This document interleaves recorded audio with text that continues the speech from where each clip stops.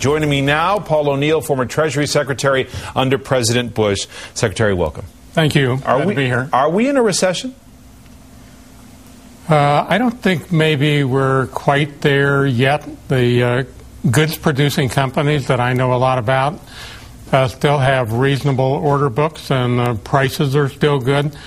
But I think we are at the point now where the financial crisis is tipping over into the hard goods producing and services industries, and you could see it in today's report of Ford's sales last month being down 30% and General Motors down 16%, so that when there's no credit availability for people to buy a car, it turns into a problem that can spiral down very fast. So if we're not there, you think we're close? I do. And when you talk about a spiral, in other words, could the economy get worse in a faster clip than people expect? Could something happen like the failure of a major corporation, like an automaker, that all of a sudden makes people realize this is really upon us now? You know, one of the things people have said is the reason we haven't been able to act is because the sales job has not been very good. And I think people don't really understand the consequence of what I just said about it. If you want to buy a car and you need a new car because your old one's broken down, and you go to get a loan, 3 or 4 year loan, and they can't give you a loan, you're not a car buyer. If you're not a car buyer, they're not going to build a car. They're not going to build more cars. So that if you go into a big discount store and they won't give you credit, you have to pay cash. Think about the implications of that for our economy. I think people don't understand that what a credit crunch can mean is that we convert ourselves into a cash economy, and the results of that are horrendous to think about. Why? What would happen? Well, people would stop being able to buy things. You know, there are not a whole lot of people that have got huge amounts of cash in a drawer someplace so that they can participate in the cash economy, and then you have the fear effect.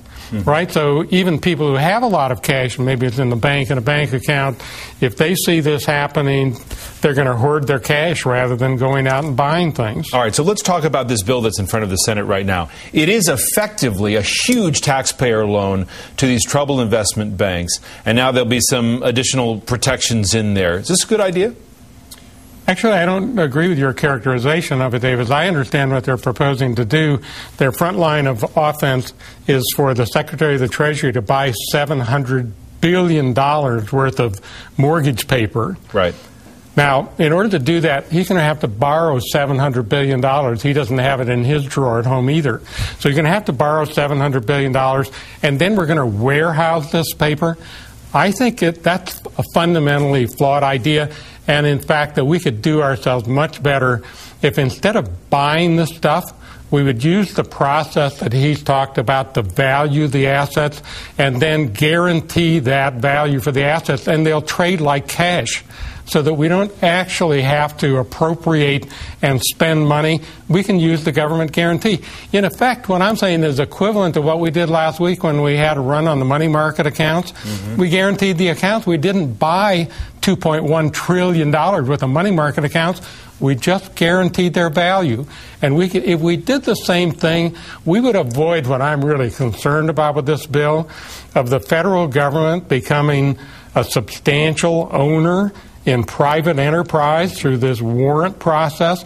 The worst thing I can imagine is having federal employees sit on private sector company boards and decide. Isn't the idea here is that if you don't buy this toxic debt, this paper, that lending won't be freed up, the credit won't free up? Why do you have to buy it if you can accomplish the same purpose with a guarantee? So you don't support this bill the way it's. Well, I tell you what, it's the only game in town, and we have a critical need that doesn't have a lot of time to demonstrate to the world that we're going to act. So, you know, my view is if we have to vote on this thing, it's better than nothing, but it's not as good as what we could do if we simply guaranteed these things. And then if we want to deal with, there's a separate issue, which is the underlying capital base of the bank. So if we want to deal with that, we have to deal with it cleanly, and I would say we should loan banks on a selective basis billions of dollars at rates of interest that are 200 basis points over the federal borrowing rate, so the banks have a good reason to pay it off as soon as they can, and that way we can inject capital into the banks and avoid owning all this stuff. But as you know, there's some debate about whether there's going to be some return on the investment for the American taxpayer. This is what Warren Buffett said on CNBC in an interview this afternoon. He said, if the United States Treasury offered me the chance to have a 1% participation in the profit or loss from the $700 billion they're going to spend, and if they buy the assets at market prices, I would feel I made myself a very sweet deal. Do you disagree? Well, I tell you what, my way guarantees that the taxpayers are going to benefit because I would not buy these things. I'd guarantee them, as I said, and then for the loans for shoring up the capital base, if I got 200 basis points more than the federal borrowing cost, then, hey, I'm in a really good position. The taxpayers are going to benefit to the tune of a substantial premium over our borrowing costs. So the taxpayers aren't at risk at all. This is what Secretary of the Treasury now, Hank Paulson, and Ben Bernanke, Chairman of the Federal Reserve, were saying as recently as last year about this subprime mess, the housing market, and the spillover effect to the rest of the economy. Let's watch.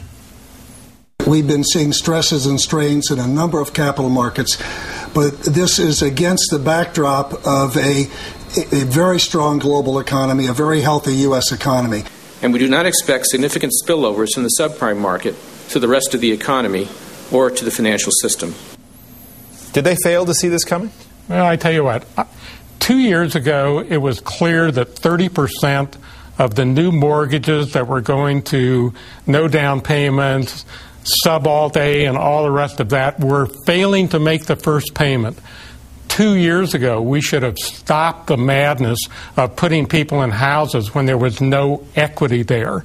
And, one of the things I've not heard, which I would do right now, I would say it's against the law to make home loans in the United States unless there's a 20% equity component that is stapled to the mortgage, so that even a down payment, you mean? Absolutely. So that even if it gets traded through the financial system, the 20% equity cushion to protect our financial system is always there. But you've been in this job. I have. You know what he said. I mean, 2 years ago, you say this stuff was evident. Absolutely. Did the administration fail to recognize it and take the kind of regulatory action that was necessary? I think generally the system lived in fantasy land. Countrywide was out there making unbelievable numbers of no-document loans, they and their brethren in the home financing business. And, I believe they had to know that this stuff was going to come to a bad pass because it was getting blasted into financial cyberspace, and it contaminated everything. If you look what's happened today in Ireland and Germany and the UK and in Russia last week where they closed their market for 2 days, this is no longer just a U.S. problem, and it's why it's really essential that we do something to liquefy our credit system. The debate about the economy, about this crisis, is front and center in the campaign. Are you hearing what needs to be addressed from these two candidates about a problem that's going to be with us well into the next administration? Well, not really directed to this issue, but I have a broader concern about what we're hearing in the campaign. I've not heard either candidate talk about the $53 trillion worth of unfunded liabilities that we have as a nation that we need to do something about, or we're going to have a problem that makes this current financial crisis look like child's play not too far down the road. I haven't heard anybody say in this campaign the 10,000-page tax code that we have is proof that we're not an intelligent people. And so what are the candidates talking about? They're talking about more credits. They're talking about more deductions. They're talking about more complication in the tax code. Neither one of them are talking about we need to fix this monster, which is also part of our problem. Neither one of them with a really credible energy plan. We had an opportunity In June of this year, American people drove 12.2 billion miles less because the price of gas was over $4. I didn't even hear Al Gore say, you know what, we ought to keep the gas price up because it causes people to conserve and it reduces the greenhouse gas we're putting in the environment. You know, when I hear a presidential candidate tell the people, hey, you know what, $4 gas is maybe not even good enough, maybe it ought to be $5, then I'll say, this is the truth teller. We should vote for this person. All right, we're going to leave it there. Former Treasury Secretary Paul O'Neill, thank you for your views.